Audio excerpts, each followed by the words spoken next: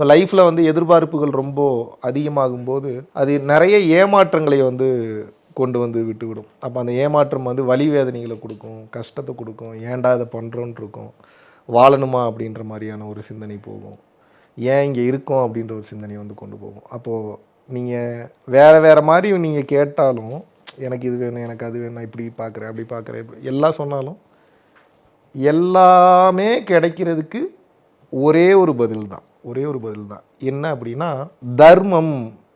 நான் கேட்டுக்கிட்டே இருக்கேன்னா எனக்கு எதுவுமே கிடைக்காது இந்த உலகத்தில்.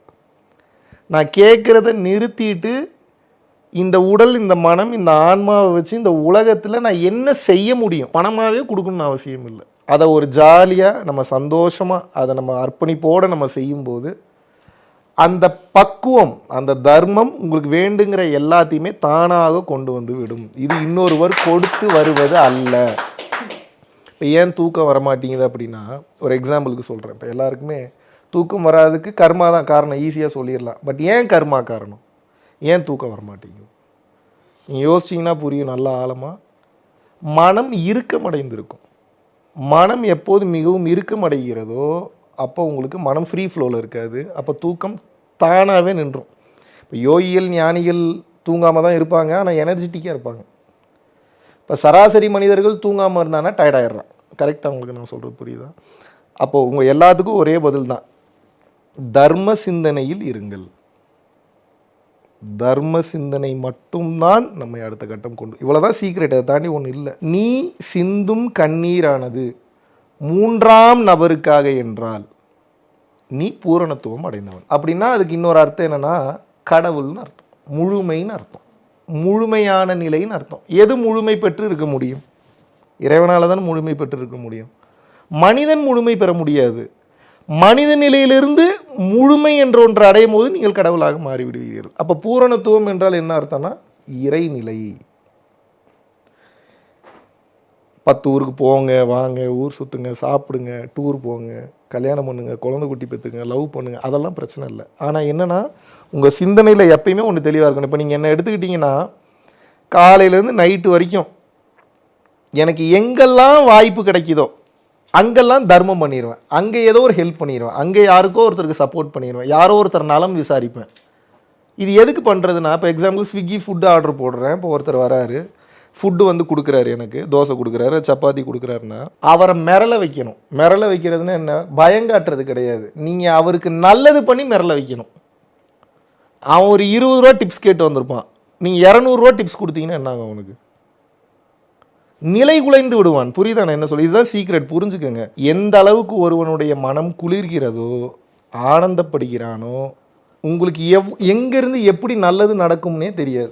எங்கெங்கேருந்து எப்படி என்னாலே கணிக்க முடியாது, எங்கேருந்து வரும்னு தெரியாது. ஆடு நாடு தேடினும், யானை சேனை தேடினும், கோடி வாசி தேடினும் குறுக்கே வந்து நிற்குமோ? எதுவும் வராது. ஓடியிட்ட பிச்சையும் உகந்து செய்த தர்மமும் சாடிவிட்ட குதிரை போல் தர்மம் வந்து நிற்குமே. அப்போ தர்மத்தில் தான் எல்லாமே இருக்குது. ஏன் தர்மத்தில் எல்லாம் இருக்குது? அடுத்த கேள்வி, ஏன் மனம் குளிரணும்? இப்போ நீங்கள் அனுபவிக்கிற கஷ்டத்துக்கெலாம் காரணம் என்னென்னா, போன ஜென்மத்தில் ஏதோ மனசை கஷ்டப்படுத்திட்டீங்க.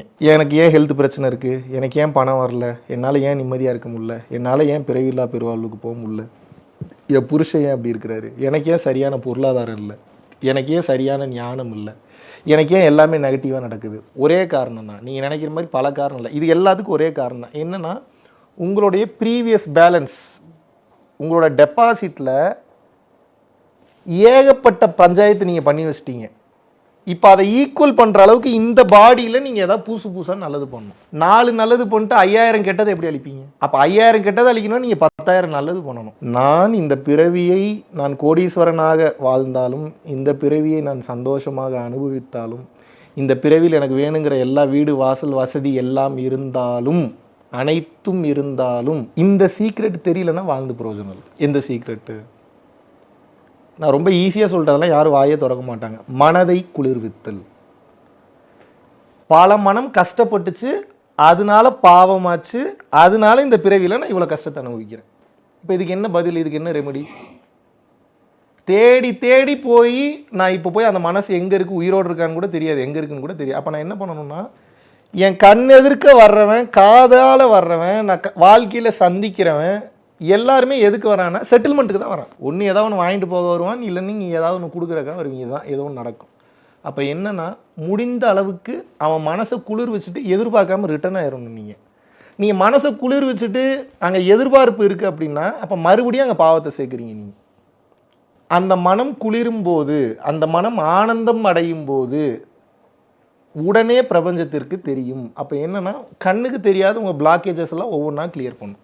மிரள வைக்கணும் பார்க்குறவனெல்லாம். எப்படி மிரள வைக்கணும்? பயம் காட்டியோ, மிரட்டியோ, த்ரெட்னிங் பண்ணியோ, டார்ச்சர் பண்ணியோ மிரள வைக்கிறது இல்லை. அவனுக்கு நன்மை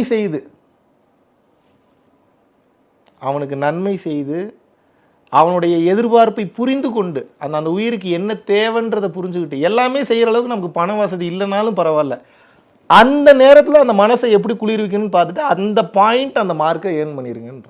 அப்போது இந்த லைஃப் இதுக்கப்புறம் நீங்கள் எப்படி பார்க்கணுன்னா, மார்க்ஸ் எழுதுனா பேப்பரில் எழுதிட்டு போனோடனே அங்கே போய் அவர் மார்க் போடுறாரு டீச்சர், அந்த மார்க் இல்லை. இப்போ நீங்கள் எக்ஸாம் எழுதிட்டுருக்கீங்க, நேற்று எக்ஸாம் எழுதினீங்க, பிறந்ததுலேருந்து எக்ஸாம் எழுதிட்டுருக்கீங்க. அப்போ இது எப்படி எழுதணும் இந்த எக்ஸாம் அப்படின்னா, கோவத்தில் ஒருத்தன் வருவான், டார்ச்சர் பண்ணுறக்கு ஒருத்தன் வருவான், நல்லது பண்ணுறக்கு ஒருத்தன் வருவான், நல்லது பண்ணுறன்ற பேர்லேயே கெடுதல் பண்ணுறக்கு ஒருத்தன் வருவான். எவன் எந்த மனநிலையில் வந்தாலும் உங்களால் எந்த அளவுக்கு நல்லது செய்ய முடியுமோ அந்த அளவுக்கு நல்லது செஞ்சுட்டு உங்களையும் நீங்கள் பாதுகாத்துக்கணும். நான் சொல்கிறது புரியுதா? அந்த உயிருக்கு நன்மை செய்யணும், உங்களை நீங்களும் அழிச்சிக்க கூடாது. ஏன்? ஜீவகாருண்யம் என்பது பிற உயிர்களை நன்றாக பார்த்து கொள்வது அல்ல, முதல்ல இந்த ஜீவனை நன்றாக பார்த்து கொள்வது. அதுதான் உண்மையான ஜீவகாருண்யம். இப்போ இந்த ஜீவனையே என்னால் பார்த்துக்க முடியலன்னா எந்த ஜீவனை போய் நான் நல்லா பார்த்துப்பேன்? இந்த ஜீவனை எனக்கு நல்லா பார்த்துக்க தெரியலன்னா வேறு எந்த ஜீவனை எனக்கு நல்லா பார்த்துக்க தெரியும்? எப்படி பார்த்துக்க முடியும்னு நீங்கள் நினைக்கிறீங்க? இது உபதேசம் அல்ல, இட்ஸ் அ சீக்ரெட் ஃபார்முலா. ரொம்ப சிம்பிளாக புரிஞ்சுக்குங்க. உங்களோட எல்லா கஷ்டத்துக்கு காரணம் என்னென்னா, உயிர்கள் மனவேதனை அடைந்திருக்கும். அப்போ முள்ளால் எடுக்கணும். எப்படி எடுப்பீங்க? அவன் என்னை புகழ்ந்து பேசலாம் எதிர்பார்க்காதீங்க. நீங்கள் செய்கிற ஒரு நல்லது, வாய் வார்த்தையாகவோ, பொருளாகவோ, பொண்ணாகவோ, பணமாகவோ நீங்கள் கொடுக்கும்போது, எதிர்பார்ப்பு இல்லாமல் செய்யும்போது, அவன் மைண்டு ஒரு செகண்ட் ரிலாக்ஸ் ஆகி ஃப்ரீ ஆயிடுச்சுன்னா போதும், உங்கள் அக்கௌண்ட்டில் டெபாசிட் ஆகிடும். வேணுங்கிற அனைத்து புண்ணியமும் அந்த அருளும் உங்கள் கணக்கில் டெபாசிட் செய்யப்படும். நீங்கள் இறைவனை ஏமாற்றவே முடியாது. உண்மையாகவே உங்கள் மனம் மாறாமல், உண்மையாகவே உங்கள் மனம் பக்குவம் அடையாமல், உண்மையாகவே இந்த உயிர் நல்லா இருக்கணும்னு நீங்கள் நினைக்காம உங்கள் வாழ்க்கை மாறாது. நிம்மதியான தூக்கம் வராது, நிம்மதியான வாழ்க்கை வாழ முடியாது. அப்போ என்ன அப்படின்னா, பிற உயிர்கள் நல்லா இருக்கணும்னு நினச்சி வாழ்கிறது ஒன்று. ரெண்டாவது, இப்போது மனதை திருப்திப்படுத்துறது எப்படின்னு தெரிஞ்சிருச்சு. இப்போ ஆன்மாவை திருப்திப்படுத்தணும். எப்படி திருப்திப்படுத்துவீங்க? மனம் பக்குவம் அடைஞ்சிருச்சுன்னா கேட்டுரும். இப்போ ஒரு எக்ஸாம்பிளுக்கு, இப்போது வேணுங்கிற பொருளோ இல்லை பணமோ கொடுத்தீங்கன்னா ஒரு மனம் திருப்தி அடைஞ்சிரும். ஆன்மா எப்படி திருப்தி அடையும்? ஆன்மாவை திருப்திப்படுத்தக்கூடிய ஒரே விஷயம் என்னென்னா உணவு மட்டும்தான். அதை தாண்டி ஒன்று இல்லை. உண்டி கொடுத்தோர் உயிர் கொடுத்தோர்னு அர்த்தம். உண்டினா என்ன? உணவு. அப்போ உணவு ஒருத்தன் கொடுக்குறான்னா அவன் இன்னொருத்தனுக்கு உயிரே கொடுத்துருக்கிறதா அர்த்தமா. அப்போ ஆன்மா தெளிவு பெறணும், ஆன்மா நிறைவு பெறணும், ஆன்மா பக்குவம் அடையணும்னா ஒரே வழி தான், வேற ஒரு வழியும் கிடையாது. நீ வேற என்ன பண்ணீங்கனாலும் ஆன்மா திருப்தி அடையாது. உணவளித்தல், சிம்பிள். அன்னதானம், சாப்பாடை எந்த அளவுக்கு அதிகமாக உங்களை சார்ந்தவர்களுக்கு கொடுக்க முடியுமோ எதிர்பார்ப்பு இல்லாமல் செய்யுங்க. கண்ணை மூடிட்டு செய்யுங்க. அதெல்லாம் யோசிக்கவே கூடாது. கொடுத்துட்டு இவ்வளோ கொடுத்தன்ற அந்த டேட்டாவும் மைண்டில் ஏற்றிக்கூடாது. உங்களுக்கு எல்லா பிரச்சனையும் தீர்றதுக்கு மனதை குளிர்விக்கிறது ஒரு ஃபார்முலா, சாப்பாடு கொடுக்கறது ரெண்டாவது ஃபார்முலா. ரொம்ப ஈஸியாக இருக்குன்னு நினச்சி தட்டி கழித்து விடாதீர்கள். மொத்த ரகசியமும் இதுக்குள்ளே தான் இருக்குது. விடாமல் நாம் செய்யும்போது ஆன்மா தெளிவு பெறும், மனம் தெளிவு பெறும். மனமும் ஆன்மாவும் தெளிவு பெறும்போது வாழ்க்கை தெளிவு பெறும். வாழ்க்கை தெளிவு பெறும்போது கர்ம வினைகள் அழியும். கர்ம வினைகள் அழியும் போது நிம்மதி வரும். நிம்மதி வரும்போது பிறவில்லா பெருவாழ்வு வரும். ஒன்றோட ஒன்று கனெக்ட் ஆகிருக்கு. நீங்கள் இது எதையுமே பண்ணாமல் இது மட்டும் எனக்கு வேணும்னா வராது. அந்த கிளாரிட்டி வரும்போது வாழ்க்கை மிகச்சிறப்பாக இருக்கும்.